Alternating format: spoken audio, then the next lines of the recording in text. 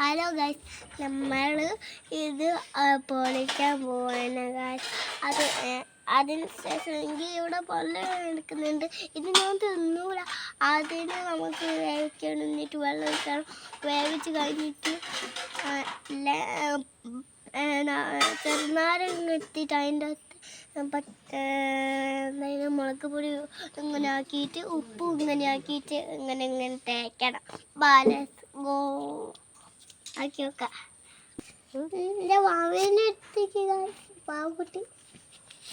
ഇങ്ങനെയാണ് ബേസ് പൊളിക്കുക. ഗായ്സ് നമ്മളിത് പൊളിച്ച് കഴിഞ്ഞ് ഗായ്സ് അടുത്ത നമ്മൾ അതിലിടാൻ പോവുകയാണ് ഗായ്സ്. നമ്മൾ കുറച്ച് വെള്ളം ഒഴിക്കുക. എന്നിട്ട് നമുക്ക് കുക്കറിൽ വെള്ളം ഒഴിക്കുക. അതിന് ഉപ്പിടാനമ്മ കുറേ കുറേ ഇട്ട് അതിലേക്ക് നമ്മൾ ചോള മുറിച്ചിടാം. ചേട്ടന് വേണോ? അതേ നമ്മൾ അടച്ച് വെച്ച് വയ്ക്കാം. എന്നിട്ട് 3 വിസിൽ വരണം. നമ്മളെ ചോള റെഡി ആയിട്ടുണ്ട്. നമുക്ക് പൂനാരങ്ങ പൊളിച്ചിട്ടില്ല. നമുക്ക് അതിൻ്റെ അകത്ത് ഇങ്ങനെ തേക്കാം. ഉപ്പും മുളകും പൊടി ഇടണം ഗായ്സ്.